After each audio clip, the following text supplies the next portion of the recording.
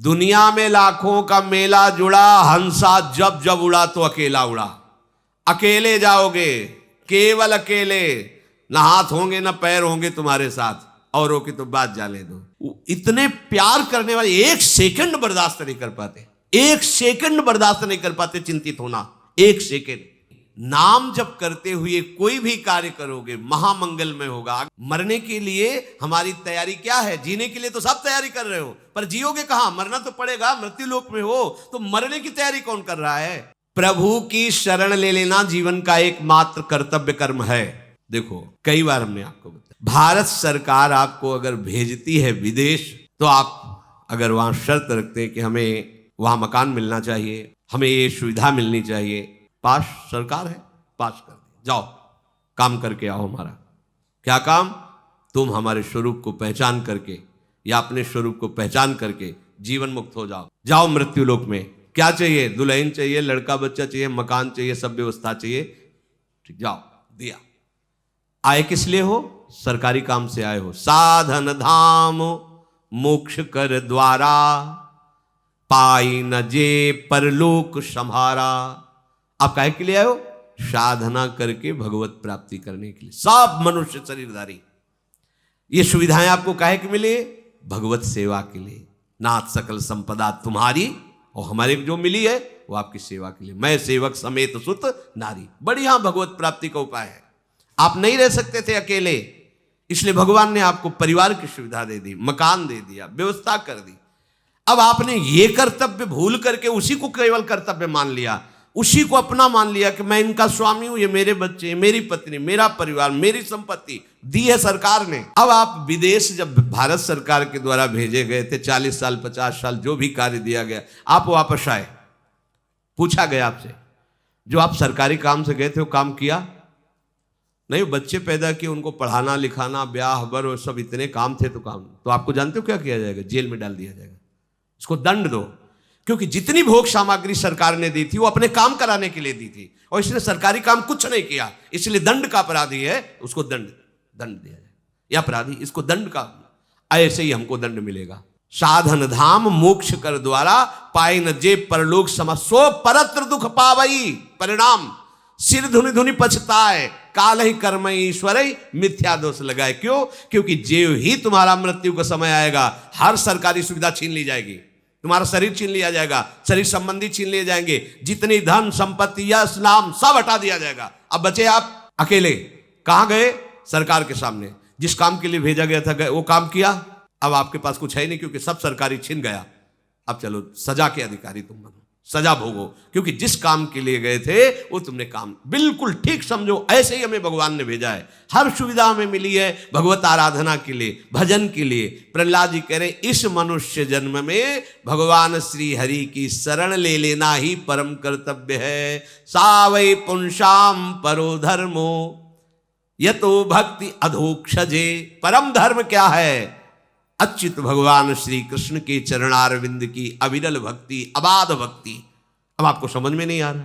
दुनिया में लाखों का मेला जुड़ा, हंसा जब जब उड़ा तो अकेला उड़ा। अकेले जाओगे, केवल अकेले, ना हाथ होंगे ना पैर होंगे तुम्हारे साथ, औरों की तो बात जाने दो। प्यारे, जिस काम के लिए आए उसको मत भूलो। आप आए हो मोक्ष प्राप्त करने के लिए, भगवत प्राप्ति के लिए। भजन करते हुए सारे व्यवहार कार्य करो, कोई मना नहीं। भगवान ने ही तुम्हें सुविधा दी है, उन भोगों को भोगो तुम, हम मना नहीं कर रहे। जो धर्म के अनुसार भोगना चाहिए, जो भगवान ने तुम्हें प्रसाद रूप से दिया है, पर अधर्म मत करो। अधर्म करोगे तो जिस कार्य के लिए आए उस कार्य को जान ही नहीं पाओगे। वो कार्य है भगवत प्राप्ति, और भगवान तुम्हारे अपने हैं। प्रहलाद जी कहे यदेश सर्वभूतानाम प्रियात्मेश्वर सुहृद। नहीं जान पा रहे हो आप, आपको भगवान बहुत प्यार करते हैं। सही बात, जब पहले निकले थे तो ऐसा लगता था कि भगवान और हम, अब भजन करके हम मोक्ष प्राप्त करेंगे, भगवत प्राप्ति करेंगे। जब आगे बढ़े, मध्यकाल आया, तब ऐसा लगने लगा कि भगवान और हम दो तो है ही नहीं ना, ये तो भ्रम है। जब रिजल्ट की तरफ बढ़े तब लगा कि वही वो है और उनसे प्यारा कोई है ही नहीं। सुरद इतना प्यारा। अब ये बर्फी रसगुल्ला तो है नहीं कि तुमको ऐसे दे दे, दिखा दे। ये सब यंत्र अंदर के जो अनुभव करते हैं, वाणी की सामर्थ्य नहीं बोल सके, नेत्र की सामर्थ्य नहीं कि तुम्हें दिखा सके। भगवान ऐसे नहीं कि कहीं कोई बैठे हैं कहीं, छिन छिन बिहरत संग। इतने प्यारे हैं, इतने उदार हैं, इतने नजदीक हैं। बस तुम क्या है कि ये जो और कुछ समेटे हो ना, इसलिए तुम्हें अनुभव में नहीं आ रहे। कहा कहो बड़ भाग, नित नित रति हरिवंश हित, नित बर्धत अनुराग। ऐसी उन्मत्तता छाती है, अपना कोई इतना बड़ा साथी हो जाए। भल्यो कोई बहुत बड़ा पदाधिकारी रोज तुमसे हाथ मिलाए, तुम उसके साथ खाओ पियो बैठकर, कैसा लगेगा आपको? है गर्भ में फूले घूमोगे। हम प्रियालाल के साथ खाते हैं, प्रियालाल के साथ सोते, प्रियालाल के साथ खेलते। आप नहीं करते क्या? पर आप तन्मयता नहीं रखते। आप और कुछ भावना किए, जूठन किनकी पा रहे हैं? उन्हीं की तो पा रहे ना। आप नाचते किसके संग हो? क्या तुम ही नाचते हो? अरे वो भी नाचते हैं जब तुम नाचते हो, तुम्हारी दृष्टि नहीं, तुम देख नहीं पा रहे। हाँ, होड़ करके नाचते हैं। तुम अगर ऐसे करते हो तो आप देखो, जब संगीत बजेगा कोई कुछ, अब बहुते नास्तिक हो या बहुते शुष्क हृदय हो तो कीर्तन हो, हम देखा है किसी किसी को कीर्तन हो ऐसा लग रहा है कि पीट के खड़े किए गए। अरे कीर्तन हो रहा है, इतने इतने में क्या जाता है, राधा राधा राधा। हम देखा जैसे अचानक दृष्टि गई तो लगा कितना दुर्भाग्य है। वो ऐसे खड़ा है जैसे इस परिवार का पूरा नाश हो गया है, और वो मतलब एकदम ऐसे। आपको सच्ची कहते हैं, बात मान लेना, जब आप नृत्य करते हो ना, हमारे युगल सरकार पुलकित होते।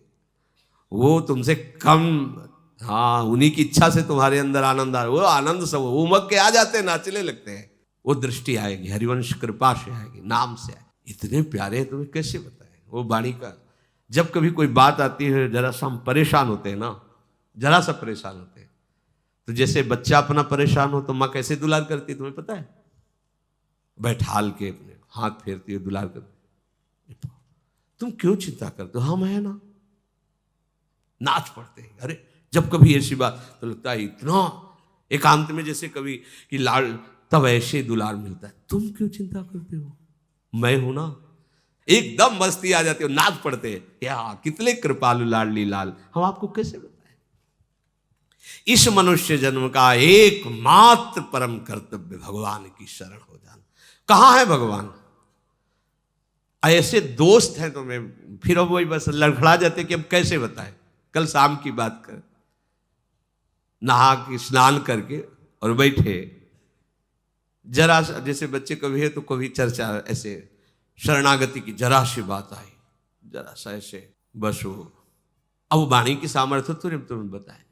वो इतने नजदीक है, इतने प्यार करने वाले, एक सेकंड बर्दाश्त नहीं कर पाते, एक सेकंड बर्दाश्त नहीं कर पाते चिंतित होना। एक सेकंड, अगर एक सेकंड जरा, तो एक सेकंड में मुमकिन, तभी तो निहाल हो जाते हैं। और आपको गुप्त बताए, हमारे बाप है महादेव, जब हम कभी किसी विशेष चिंता में होते हैं, किसी ऐसा कुछ लगा, जब ऐसा होता है तो इधर, और जब कोई विशेष कि किसी ने ऐसा प्रतिकूल व्यवहार की ठान ली है कि ऐसा ऐसा चिंतन कर, जहां थोड़ा, तो उसी समय हम देखते हैं उनको फटकारे जटा झूठ और सामने। वो ऐसे प्यार करते हैं जैसे अपने लाडले बच्चे को प्यार किया जाए। ये आराध्य देव ऐसे आराध्य देव नहीं कि हमारी उपासना बदल गई तो उन्होंने ही तो भेजा ना। वो एक एक क्षण, कई बार आपको बताया कि ऐसे वो प्यार करते हैं महादेव, जरा सी भी कोई ज्ञान समुद्र, बल समुद्र और विनाशकार की इन्हीं के हाथ में डोर है। पूरी सृष्टि का विनाश करने की सेवा महाराज को है, पालन करने की भगवान विष्णु को है, और रचने की ब्रह्मा जी को है। और हमारे महाराज तो खेलते रहते हैं, ये सब कार्य इधर होता रहता है। महा कभी इष्ट छोड़ता नहीं। यहाँ सब कहीं हम कभी, जब से राधा वल्लभी चुल्लू जल नहीं चढ़ाया होगा महादेव जी को कि आज भाई शिवरात्रि गुपचुप, क्योंकि वो 20 वर्ष हमारे प्राणाराध्य रहे कि भाई एक बूंद जय हो महादेव, कभी नहीं। पर वो आज तक जब से स्वीकार किया है, आज तक उनकी कृपा बढ़ती ही जा रही है। कोई ऐसा ही हफ्ता जाता होगा कि विश्वनाथ जी का बिल्व पत्र और जलो, ये तो बाहरी बात, उनकी कृपा छाए रहे। एकमात्र शरण लेके, ये हम महिमा बता रहे इसलिए कि हम तो भूल सकते हैं, वो नहीं भूलते। हम पुकारते भी नहीं कि महाराज, वो महाराज। इसलिए कह रहे सुहृद, सुहृद इतना प्यार करते प्रभु। आत्मेश्वरा, यहीं बैठे हुए हैं हमारे ईश्वर प्रिय, वो बहुत प्यारे, वो बहुत प्यार करते हैं आपको। किसको? आपको। यदेश सर्वभूतानाम, सबको, बस ये स्वीकार आप कर लो। श्री प्रहलाद जी कह रहे भाइयों, इंद्रियों से जो सुख भोगा जाता है वो चाहे जिस योनि में, वो सबको मिलता है। जैसे जनेन्द्री का सुख है, रसेंद्री का सुख है, ये हर योनि में मिलता है, हर योनि में। सब पशु पक्षी कीट पतंगा, सब निद्रा भय आहार मैथुन, ये सब पूरी सृष्टि को प्राप्त, प्रारब्ध के अनुसार सबको ये भोग मिलते हैं, कम ज्यादा सब। ये बिना किसी प्रकार के प्रयत्न के तुम्हें भोग प्राप्त होंगे। पूर्व का कर्म है, उसके अनुसार तुम्हें सुख दुख भोग ये सब प्राप्त हो, इनके लिए प्रयास करने की जरूरत नहीं। अब ये संसारी आदमी को कैसे समझ में, हम प्रयास नहीं करें हमारा घर चल जाएगा। देखो हम आपको सच्ची बताएं, हमारे प्रभु के विधान को तुम लोग नहीं जानते हो। आप जितनी अपने ऊपर जिम्मेवारी लेंगे उतना ही आप परेशान होंगे। वो आपको अनुभव होगा कि अगर मैं ऐसा ना करूं, ऐसा ना करता तो ऐसा ना होता, ऐसा नहीं होगा। और आप अपना भार प्रभु को देके बैठ जाइए, उनके भरोसे, उनके शरणागत होकर उनकी आज्ञा के अनुसार बर्ताव कीजिए, फिर आपको दिखाई देगा मेरे किए कुछ नहीं हो रहा, सब हो रहा है प्रभु के द्वारा। और ऐसा सुंदर होगा कि आप देख लीजिए। पर वो अहंकार है, वो समझ में नहीं, बिना किए कैसे हो सकता है, कैसे हो सकता है, ऐसा कैसे हो सकता है, हम करें नहीं। तो ऐसा विचार करो कि ये स्वर्गलोक तुम्हारा बनाया हुआ नहीं, तपलोक, महालोक, जनलोक, ब्रह्मलोक, इसमें तुम क्या किए? मृत्युलोक बनाने में तुम्हारा क्या हुआ? अरे उनकी भूमि की बनाए हुए के छापे को ईंट बनाकर थोड़ा गर रहे हो, वो भी तुम्हें बल उन्हीं का मिला है, बुद्धि उन्हीं की मिली। तुम प्रभु के हो, ये स्वीकार करो। तुम्हारा कर्तव्य प्रभु का स्मरण करते हुए व्यवहार बर्ताव करना, ये स्वीकार करो। जो भी दुख सुख भोग है, अनमांगे आगे आवेगो, जो पल लागे पल को। जैसे पलक बिना किसी प्रयास के झपकती रहती है, ऐसे ही बिना प्रयास के दुख सुख आते रहते हैं। इनके लिए प्रयास करने की जरूरत नहीं। देखो तुम इसी बात से समझ लो, प्रहलाद जी समझा रहे मित्रों, तुम इसी बात से समझ लो कि कोई भी नहीं चाहता कि मुझे दुख मिले। सब कोई प्रयास करते हैं सुख का, पर सबको दुख भोगना पड़ता है। दुख के लिए कोई प्रयास किया क्या? सबको दुख। ऐसे ही तुम सुख के लिए प्रयास ना करो, तुम्हें सुख मिलेगा संसारिक। तो प्रयास किसका करें? भजन करने का। भजन करते हुए तुम व्यापार करो, नौकरी करो, बढ़िया मंगल हो जाएगा। भजन कर नहीं रहे और लौकिक सुख के लिए प्रयास कर रहे हो, कभी सुख नहीं मिलेगा, क्योंकि तुम दुखालय में सुख ढूंढ रहे हो, मूर्खता है। भगवान लिखे दुखालयम अशाश्वतम। इसलिए मेरे प्यारे मित्रों, सांसारिक सुख के उद्देश्य से प्रयत्न करने की कोई आवश्यकता नहीं। ये जानते हो क्यों कह रहे हैं? क्योंकि तुम नाम जप इसीलिए नहीं कर पाते हो कि हमारा कर्तव्य है, इसे में करना है, तो तुम पूरी तन्मयता उसमें दे देते हो। नहीं, नाम जप करते हुए कोई भी कार्य करोगे महामंगल में होगा। अगर नाम जप नहीं चल रहा, जैसे 1 घंटे में आपने 1 लाख रुपया कमाया और एक ने 1 घंटे में 10,000 नाम जप किए, अब दोनों का जोड़ करो। 1 लाख रुपए की भोग सामग्री से तुम भोग इंद्रियों के द्वारा करके जी रहे हो केवल, या बैंक में जमा कर दिया तो दिमाग में केवल वो तुम्हारे रहेगा कि 1 करोड़ रुपया जमा कर लिया हमने 1-1 लाख कमा के, और जब मरोगे तो वहीं जमा रहेगा, कोई दूसरा ही भोग करेगा तुम्हारे काम का। अगर भोग भी कर लिया तो शरीर भी छूटेगा, तो भोग क्या साथ रहेगा। लेकिन उसने 1 घंटे में 10,000 नाम जप किए।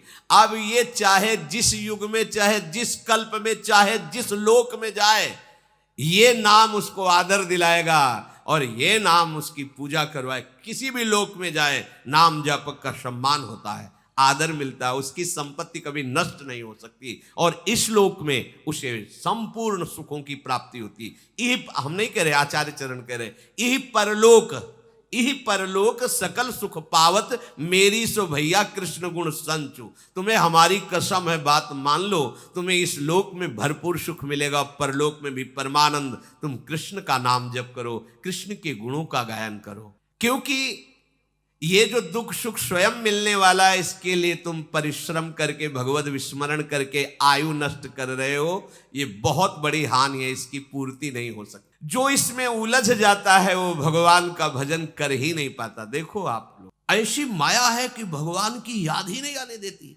घंटों क्या पूरा जीवन निकल जाता है। हमने विचरण करते समय देखा है, गांव के जैसे 2-4 लोग बैठे होते हो, कोई बहू की बात, कोई बेटे की बात, कोई प्रपंच की बात, कोई राम हरि कृष्ण की चर्चा नहीं करते मिलता कि भगवान का ऐसा स्वभाव, भगवान का ऐसा प्रभाव। ये तो भक्तजन करते हैं। हमारे सिर पर काल सवार है, काल को आना जाना नहीं, कभी भी कुछ भी वो लीला करके हमें नष्ट कर सकता है। इसलिए ये शरीर यद्यपि दुर्लभ है, फिर भी ये क्षण भंगुर है, पता नहीं कब नष्ट हो जाए। तो क्या करें, भजन करके हम अपना काम बना लें। भयानक रोग आ जाए, भयानक विपत्ति आ जाए, तो हम भगवान को न भूलें, ऐसा अभ्यास कर लें। जब कष्ट आता है ना, तो अगर आपका अभ्यास भजन का नहीं तो आप भजन नहीं कर सकते। या अधिक सुख आ जाए ना, तो आप भगवान, तो दोनों हमारे लिए भजन विरोधी बातें हैं, सुख या दुख।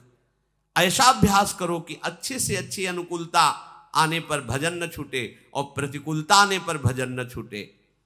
जो भजन का अभ्यास नहीं करता, तो जब शरीर स्वस्थ रहता है तो भोगों के भोगने में समय जाता है, और जब रोगग्रस्त हो जाता है तो भोगों का चिंतन और रोगों का चिंतन, भयानक कष्टमय जीवन। इसलिए बुद्धिमान पुरुष को चाहिए कि यावत स्वस्थ विदम कलेवरम यावत च दूरे जरा। जब तक तुम्हारा शरीर स्वस्थ है, बुढ़ापा दूर है, काम बना लो। अपने लोग जानते हो कैसे होते हैं? आग लगने पर कुआं खोदना शुरू करते हैं। आग लगने पर कुआं खोदना शुरू करते हैं। क्या? अब जब दिमाग काम नहीं कर रहा, बुढ़ापा आ गया है, पानी लेके पी नहीं सकते, तब चलते चलो सन्यास ले लेते हैं। किसका सन्यास लोगे? वैसे सन्यासी हो गए हो, किसका सन्यास लोगे?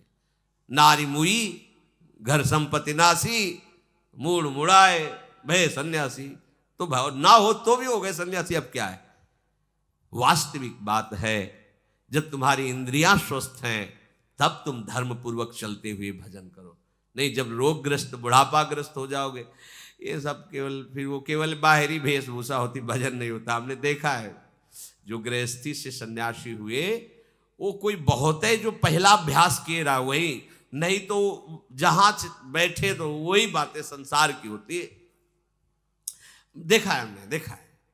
इसलिए ये होगा आग लगने पर कुआं खोदना, कि जब सब काम निपट जाएंगे तब भजन करेंगे। तो तुम निपट जाओगे, आग लगी, अब कुआं खोदने से क्या होगा? वो तो जब तक तुम इधर प्रयास कर रहे हो भस्म कर देगा। अब तो आग लग गई। बुद्धिमान पुरुष वही कि आग लग ना जाए, इसके लिए पहले से हम कुआं खोद के तैयार रखें। हमारा जीवन नष्ट ना हो जाए, इसके लिए हम भगवत भजन करके पर तैयार रहे। मरने के लिए हमारी तैयारी क्या है? जीने के लिए तो सब तैयारी कर रहे हो, पर जियोगे कहां? मरना तो पड़ेगा, मृत्यु लोक में हो। तो मरने की तैयारी कौन कर रहा है? कोई तैयार हो रहा है मरने के लिए? हमने तो मरने की तैयारी कर ली। क्या एक क्षण भी भगवान का विस्मरण न हो, यह है मरने की तैयारी। भैया, इस समय जो हमें अवसर मिला है वो केवल भगवत प्राप्ति के लिए। चूको मत। दिन प्रतिदिन कलिकाल बढ़ता जा रहा है, दिन प्रतिदिन भगवत भजन की असुविधा बढ़ती जा रही, दिन प्रतिदिन भगवान के प्रेमी महात्मा अंतर ध्यान होते चले जा रहे, दिन प्रतिदिन हमें ऐसा संग मिलता जा रहा है जो हमारी बुद्धि को हरि गुरु से बिलक कर दे। बरुभल बास नरक करता था, दुष्ट संग जनि दे विधाता। भगवान मुझे नरक में रख दे अच्छा, पर भगवत विरोधी दुष्टों का संग ना हो। क्यों? भगवत विरोधी दुष्टों के संग से महत अपराध बन करके हमारा जीवन ऐसा हो जाएगा जो कहीं भजन के लिए ठहरने, नरक भोगेंगे तो हमारे पाप नष्ट होंगे, आगे बढ़ने का रास्ता है। लेकिन अगर वैष्णव विरोधी जनों का संग करेंगे, वैष्णव दोष दर्शन करेंगे, तो हमारा मार्ग रुक जाएगा। यही तो भूल हो गई हिरण्यकश्यप को कि 5 वर्ष का बालक है, ये क्या बिगाड़ लेगा। नहीं सोचो, नहीं सोचो। 100 ग्राम पुराने पेड़ा दुकान वाला ने दिया, और जब राधा वल्लभ जी को भोग लगता है तो हम सब ललचा जाते हैं और हाथ जोड़ के भैया थोड़ा सा हमको भी दे दीजिए।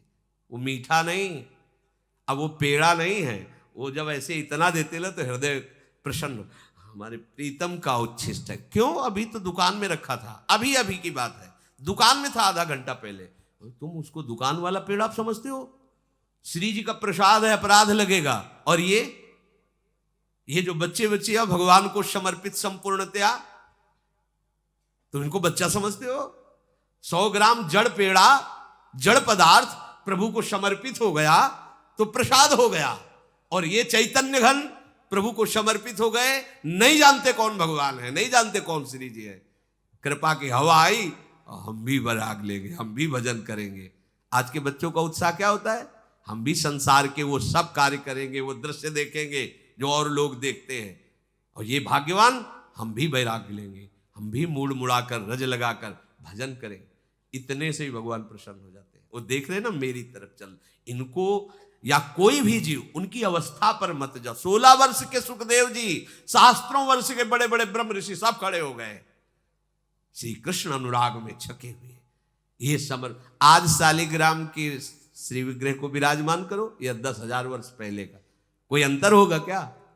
कि ये तो आज विराजमान है, कोई खास बात नहीं। आज विराजमान, आज कंठी बंदी, आज प्रभु का शरणागत हो, हमारा पूजनीय हो गया। प्रभु का शरणागत जन, हमारे कहां भाव हैं?